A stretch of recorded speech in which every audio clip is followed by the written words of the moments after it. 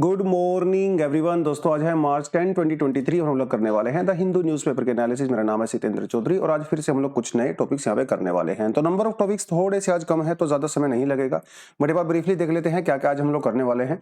Safe harbour वाला concept actually हम लोगों ने कल भी किया था, लेकिन कल ये जो कॉन्सेप्ट हम लोगों ने किया था वो अमेरिका के कॉन्टेक्स्ट में किया था, यूएसए के कॉन्टेक्स्ट में किया था कि कैसे सोशल मीडिया का जो पूरा का पूरा सिस्टम है, इकोसिस्टम है, वो चेंज हो सकता है।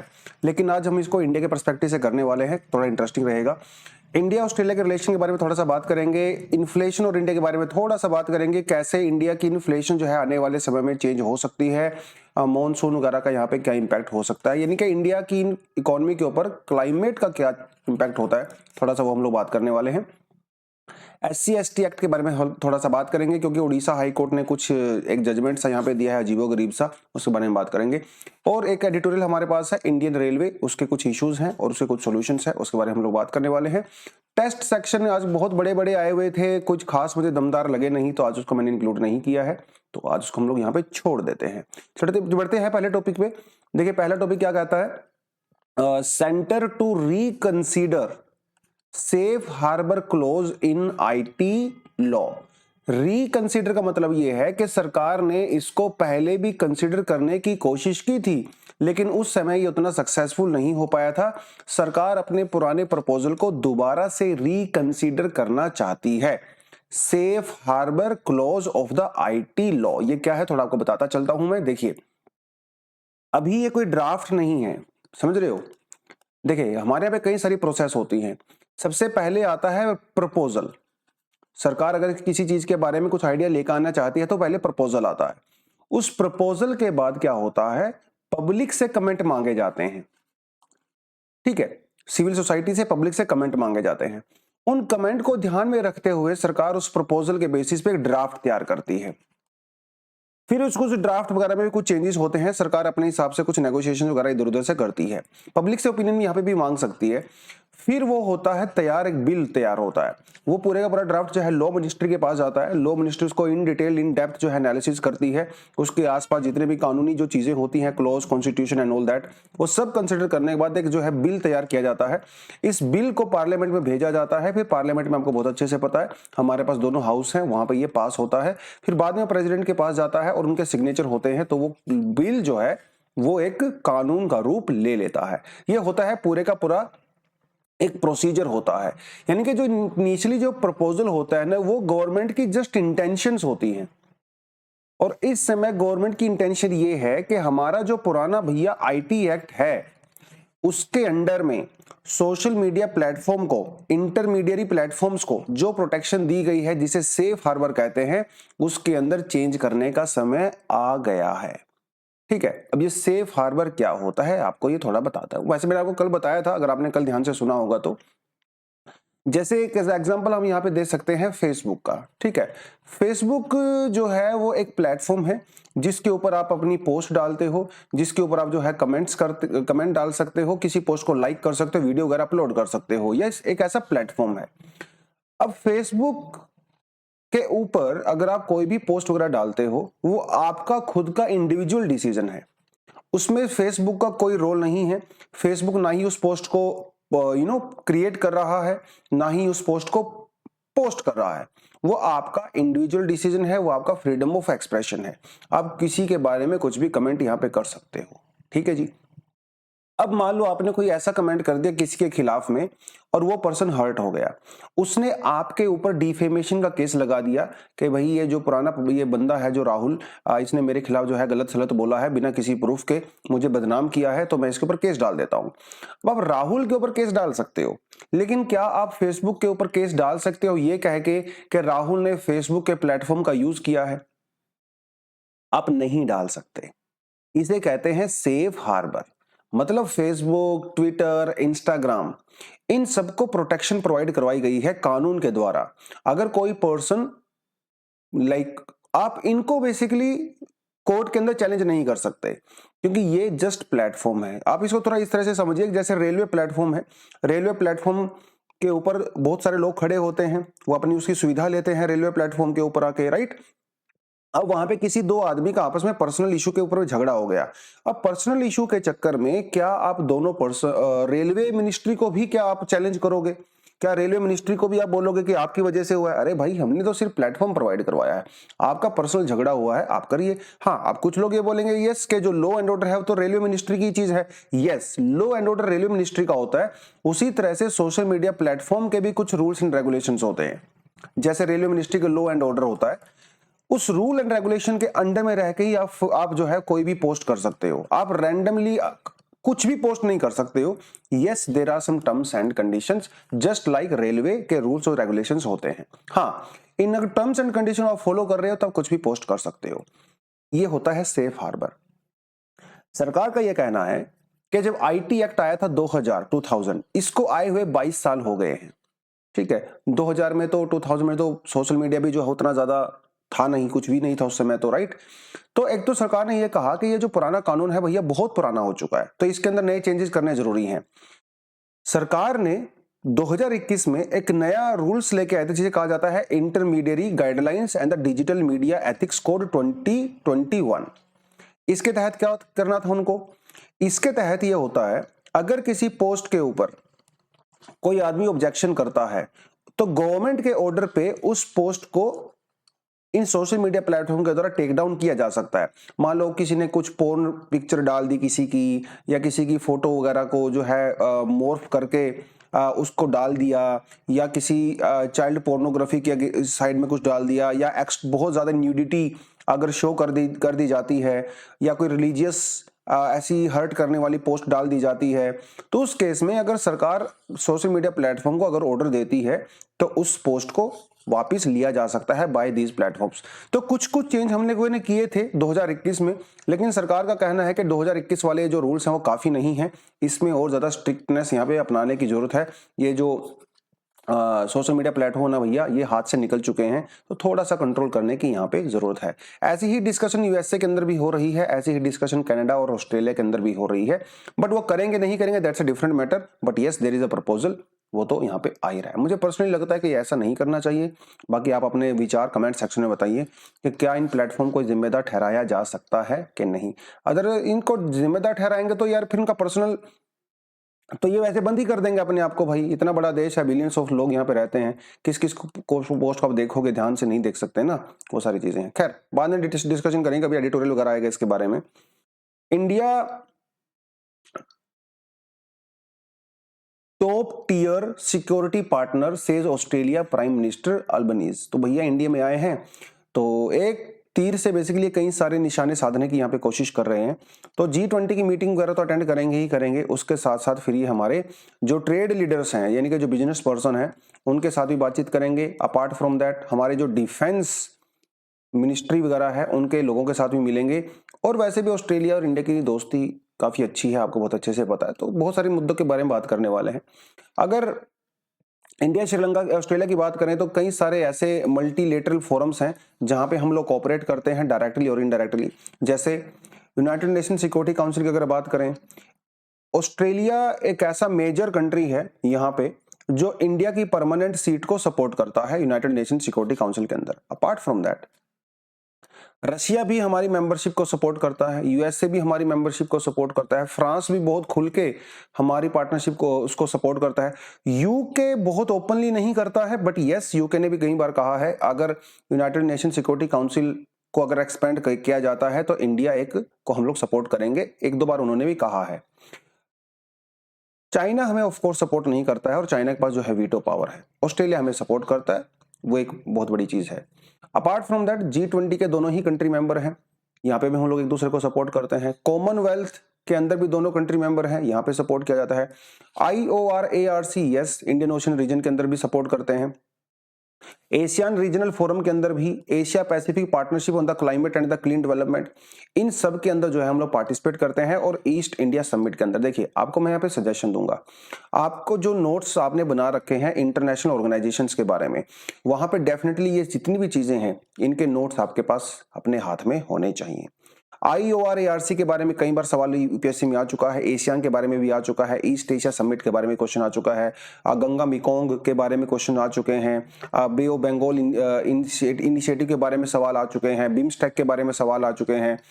ये फोरम जहां पे इंडिया डायरेक्टली और इनडायरेक्टली पार्टिसिपेट करता है या उसका मेंबर है, डेफिनेटली हमारे एग्जाम के पर्सपेक्टिव से इंपॉर्टेंट होते हैं।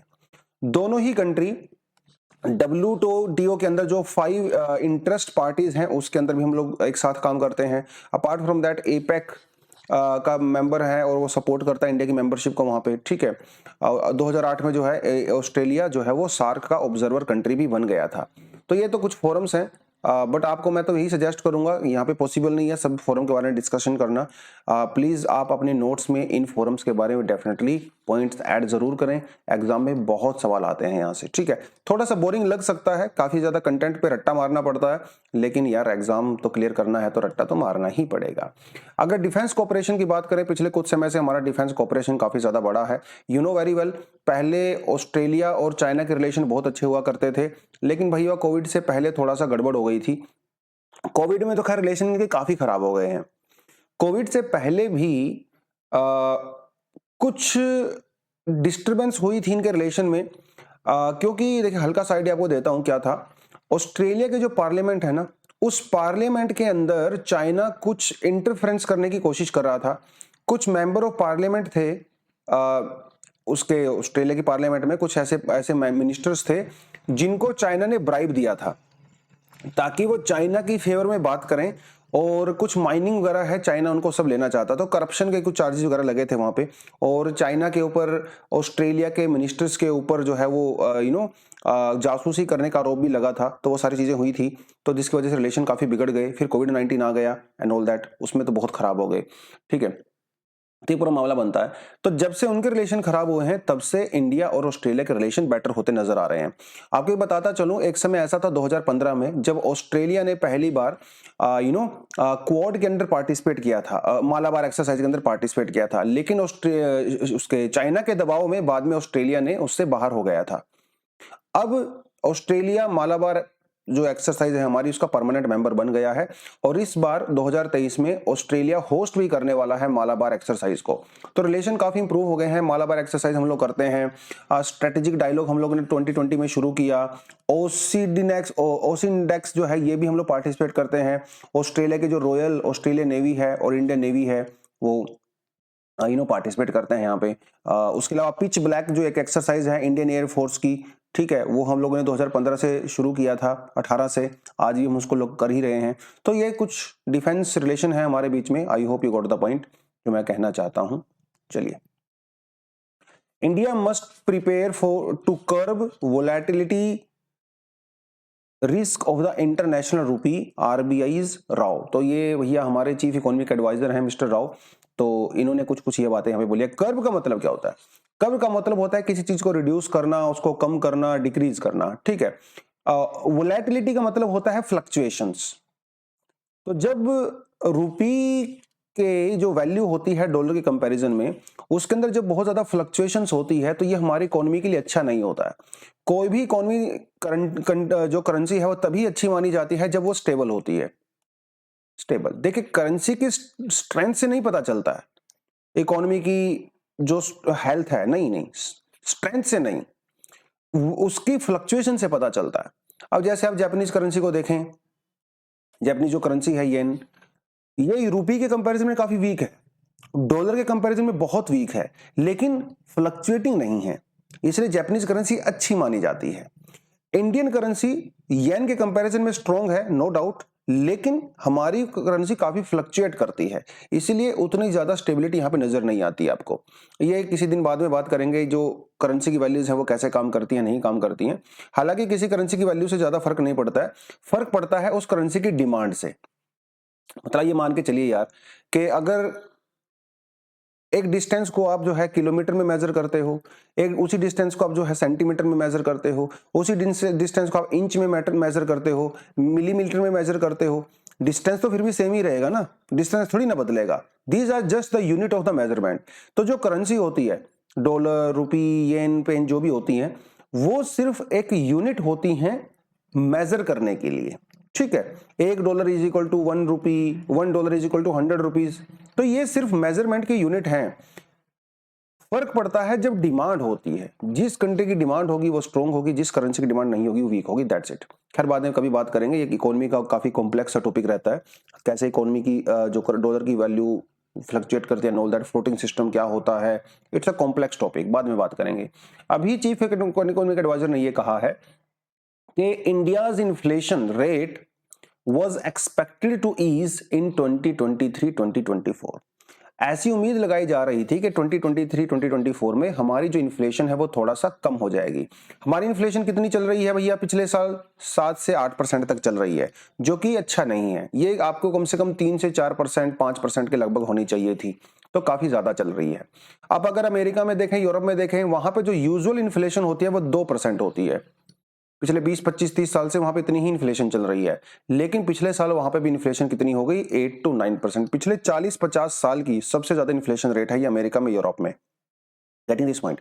तो वो तो सफर कर ही रहे हैं, हम भी सफर कर रहे हैं। इनका ये कहना है कि 2023-24 में ऐसी उम्मीद लगाई जा रही थी कि इन्फ्लेशन कम हो जाएगा, बट अभी ऐसा नहीं लग रहा है।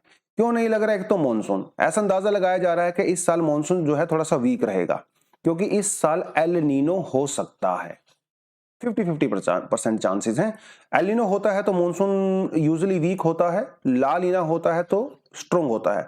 पिछले 3 साल से कंटिन्यूस ला नीना वाला जो है वो चल रहा है फिनोमिना, तो इसलिए मानसून जो है थोड़ा सा अच्छा रह रहा है। जब मानसून अच्छा होता है तो भैया हमारी इकोनॉमी पे पॉजिटिव इंपैक्ट पड़ता है, सीधी सी बात है। आज भी हमारी कंट्री जो है अग्रेरियन इकोनॉमी मानी जाती है। एग्रीकल्चर जो एक्सपोर्ट है वो हम लोग काफी ज्यादा करते हैं। अपार्ट फ्रॉम दैट, एग्रीकल्चर हमारी डोमेस्टिक इंडस्ट्री के लिए रॉ मटेरियल भी प्रोवाइड करवाता है, और एग्रीकल्चर सेक्टर में हमारी अभी भी 50% जो जनता है वो एम्प्लॉयड है। तो एग्रीकल्चर सेक्टर इंपैक्ट करता किसके ऊपर डिपेंड करता है? क्लाइमेट के ऊपर डिपेंड करता है।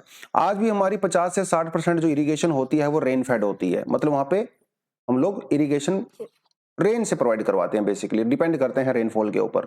तो एग्रीकल्चर बहुत क्रूशियल इंपॉर्टेंट रोल प्ले करता है, और इनका ये कहना है मिस्टर राउज का कि भाई इस बार हो सकता है एल नीनो आ जाए तो हमारी इकोनॉमी थोड़ा सा डाउन जा सकती है।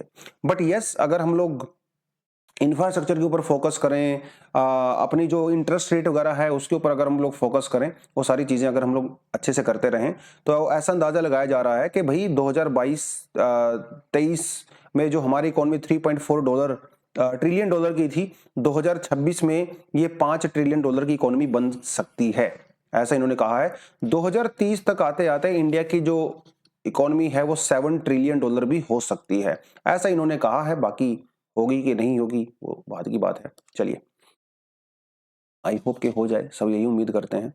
Abusing someone with caste name during argument won't lead to SC/ST act case, ऐसा कहा है हाई कोर्ट ने।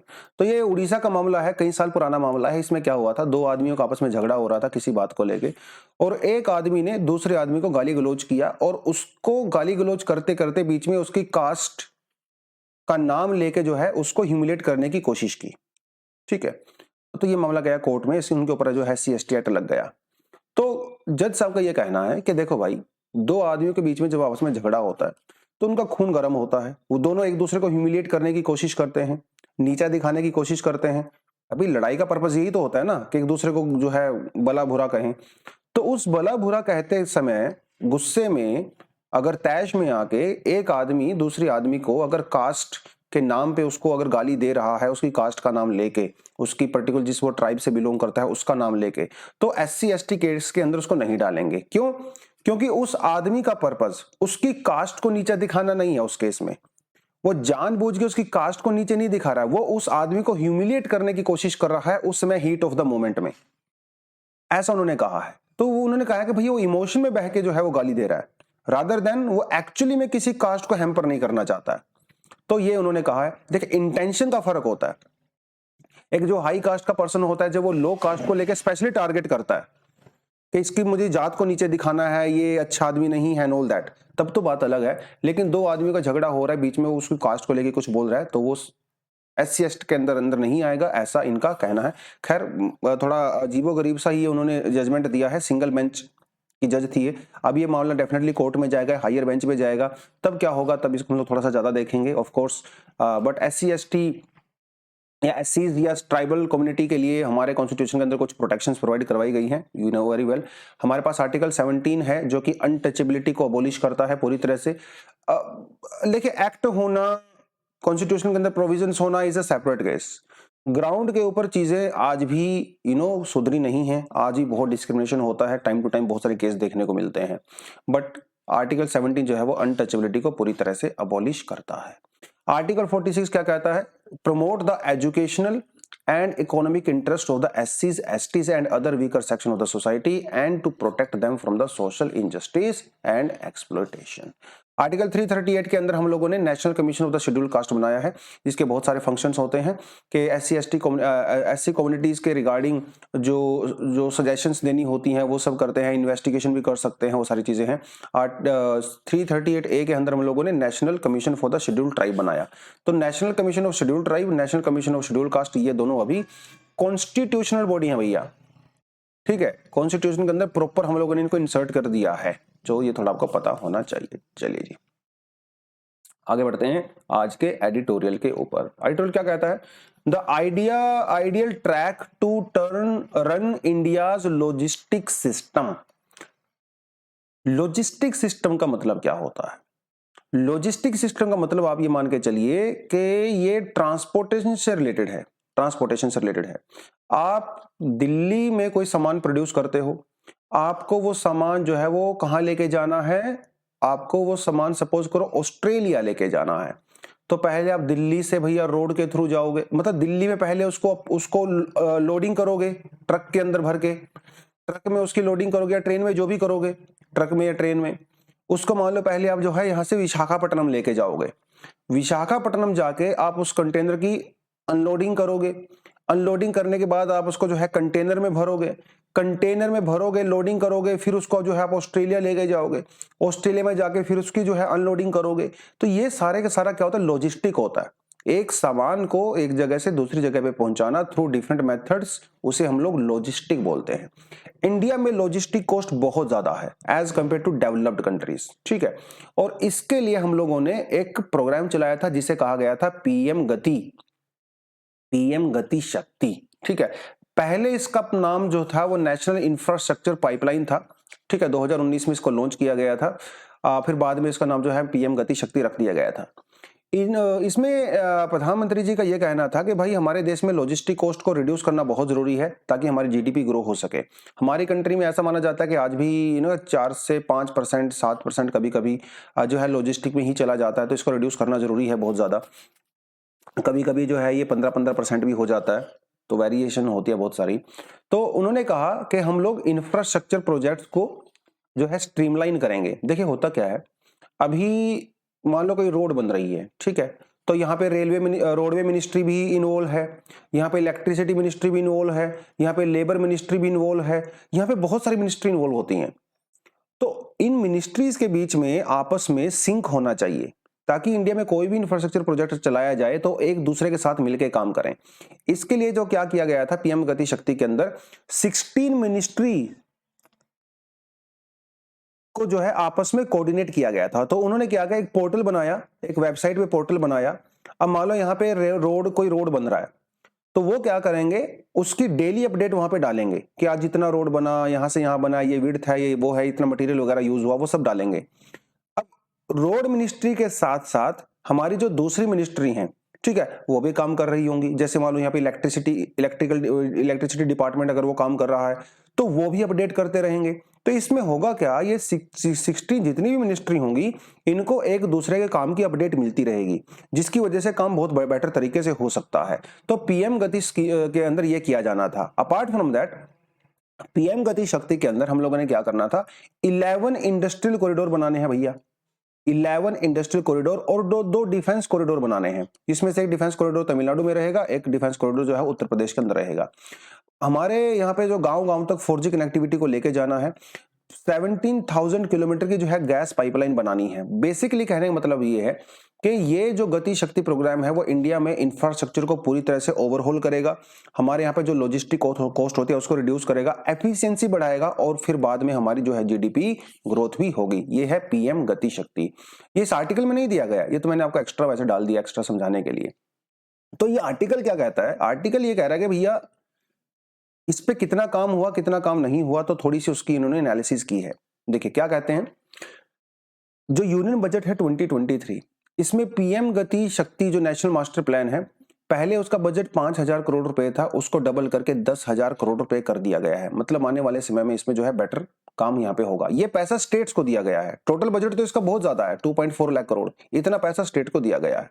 इसमें रेलवे के ऊपर बहुत ज्यादा फोकस किया गया है। एक समय ऐसा हुआ करता था दोस्तों, जब जितना भी मोस्टली इंडिया में जो सामान की ढुलाई होती थी, ठीक है, जो फ्रीट होता था, जो लगेज वगैरह होता था, वो ज्यादातर रेलवे के थ्रू जाया करता था। जो पैसेंजर होते हैं वो ज्यादातर जो है रेलवे और रोडवेज दोनों का यूज किया करते थे। लेकिन over a period of time क्या हुआ, रेलवे की इंपॉर्टेंस कम होती चली गई और रोडवेज का इंपॉर्टेंस जो है बहुत ज्यादा बढ़ गया। आज अगर आप देखें इंडिया में 65% जो फ्रीट मूवमेंट होती है, यानी कि सामान की जो ढुलाई होती है, वो रोड के थ्रू होती है, रेलवे के थ्रू नहीं होती है। समझ रहे हो? तो इस चीज को चेंज करना है, क्योंकि रोडवेज के ऊपर अगर डिपेंडेंसी बढ़ जाती है तो उससे क्या होता है, कंजेशन होता है, रोडवेज से ज्यादा पोल्यूशन भी प्रोड्यूस होता है और लॉजिस्टिक कॉस्ट बहुत ज्यादा बढ़ जाती है रोडवेज से। रेलवे में चीजें काफी सस्ती पड़ती हैं, लेकिन आप समझ रहे होंगे अगर सस्ती पड़ती हैं चीजें तो हम भाई रेलवे यूज क्यों नहीं करते हैं। इसका भी एक बहुत बड़ा रीजन है। इसका रीजन है कन्वीनियंस। रोडवे जो है वो ज्यादा कन्वीनियंट होता है। रोडवे से जो है आप लास्ट माइल कनेक्टिविटी कर सकते हो। रेलवे से आप लास्ट माइल कनेक्टिविटी नहीं कर सकते हो, क्योंकि यार हर जगह रेलवे स्टेशन थोड़ी ना होते हैं, है ना। सिटी दूर होता है, सामान आपको यहाँ भिजवाना है तो पहले सामान को आप यहाँ तक स्टेशन तक लेके आओगे, यहाँ पे ट्रक में उसको भरोगे, फिर उसको जो है आप दुकान तक लेके जाओगे, वेयर हाउस तक लेके जाओगे। बड़ा दिक्कत है ना यार। रोडवे में सीधा सीधा होता है, आप ट्रक को लेके जाओ, जहां मर्जी दुकान के सामने से सामान भरो और दूसरे सिटी में जहां पे सामान डालना है वहां पे जाके डाल के आ जाओ। It's a matter of convenience, it's not a matter of cost. तो कॉस्ट के ऊपर कन्वीनियंस हावी पड़ गया। देखिए 2021-22 की अगर बात करें, रोडवेज पे 44% जो इंडिया का जो कोल है वो रोडवेज के थ्रू गया, रेलवे के थ्रू गया है। ठीक है, उसके बाद जो है आयरन और cement, food grains only 5%, fertiliser only 4% and iron and steel only 4%। आप यहाँ पे भी देख सकते हो जो हैवी मटेरियल होता है वहां पर भी जो है रोडवेज ज्यादा काम यहाँ पे कर रहा है।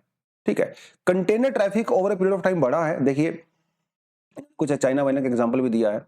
इनका यह कहना है कि over a period of time जो ट्रांजिट टाइम है रेलवे का वो बढ़ गया है। देखिए रेलवे में आपको बहुत कुछ करना पड़ता है, pre movement logistic, post movement logistic, यानी कि पहले सामान को रेलवे स्टेशन तक लेके आओ, लेबर को हायर करो, उसको भरो, फिर बाद में उससे सामान उतारो, फिर भरो, फिर लेके जाओ, प्लेसमेंट करो, वेयर हाउस के अंदर लेके जाओ, बहुत ज्यादा मूवमेंट होती है।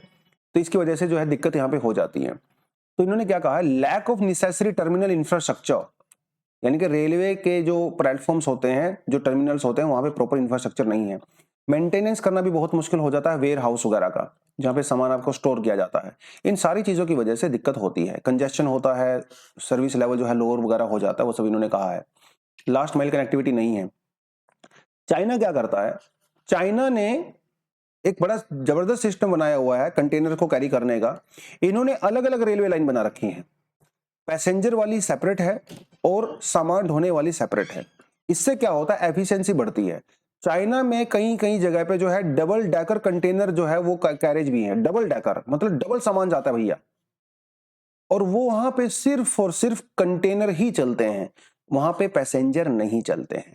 ऐसा ही यूएसए के अंदर भी उन्होंने किया है, बट इंडिया में ऐसा नहीं है। हमारे पास यहाँ पे स्पेशली फ्रीट कॉरिडोर नहीं है, हालांकि बनाने की हम लोग कोशिश कर रहे हैं, बट अभी तक प्रॉपर तरीके से उतना काम नहीं हो पाया है जितना चाइना में और यूएसए में हुआ है। यही रीजन है कि ये जो कंट्री होती है, चाइना और यूएसए स्पेशली एग्जाम्पल इन्होंने यहाँ पे दिया है, यहाँ पे लॉजिस्टिक कॉस्ट कम होती है। लॉजिस्टिक कॉस्ट जब कम होती है ना, तो आपका जो सामान होता है उसका प्राइस भी कम हो जाता है, एफिशिएंसी बढ़ती है। तो ये कुछ चीजें उन्होंने यहाँ पे कही है। तो इनका ये कहना है कि भैया देखो रेलवे को अपग्रेड करना जरूरी है, नया समय आ गया है। आप जो है प्रॉपर तरीके से मास्टर प्लान बनाइए। चाइना और अमेरिका से आप बहुत कुछ सीख सकते हो। इंजीनियरिंग की हमारे पास कमी नहीं है, सामान की हमारे पास कमी नहीं है। इंडिया एक डेवलपिंग कंट्री है, तो आने वाले समय में जो है डिमांड और ज्यादा बढ़ेगी, तो बहुत कुछ कर सकते हैं। डेडिकेटेड फ्रीट कॉरिडोर जैसे चाइना और यूएसए ने बनाए, वो हम लोग डेफिनेटली बना सकते हैं। अपार्ट फ्रॉम दैट हमारे यहाँ पे जो पॉलिसीज हैं उनको प्रॉपर तरीके से जो आप इंप्रूव करिए। वेयर हाउस जहाँ पे सामान वगैरह स्टोर किया जाता है उसकी एफिशिएंसी को बढ़ाइए। ठीक है, ये कुछ कुछ चीजें इन्होंने यहाँ पे कही हैं। जैसे अभी अगर हम लोग देखते हैं जो पैसेंजर हमारे होते हैं ना, पैसेंजर जो सर्विस होती है उसके अंदर 2 डिब्बे ऐसे होते हैं जो सिर्फ और सिर्फ लगेज के लिए होते हैं। तो यहाँ पे थोड़ा बहुत आप टेक्नोलॉजी का सहारा ले सकते हो, ऑनलाइन बुकिंग वगैरह का जो है कुछ ना कुछ यहाँ पे जुगाड़ लगा सकते हो। ठीक है, वो सब कुछ इन्होंने यहाँ पे बोला है। खासकर जो इंडिया के जो नेबर्स हैं नेपाल, बांग्लादेश वगैरह जो है, इनके साथ हम लोग अपना जो रेलवे है उसके इंफ्रास्ट्रक्चर को शेयर कर सकते हैं, कोस्ट वगैरह को कम कर सकते हैं। ठीक है, तो ये कुछ कुछ चीजें उन्होंने यहाँ पे बताई हैं। आई hope you got the point. तो यही था दोस्तों आज के लिए। If you got the point, अगर आपको अच्छा लगा है तो वीडियो को लाइक करें, शेयर करें, कमेंट करें। तो आज के लिए इतना ही। Thank you very much, all the best, जय हिंद।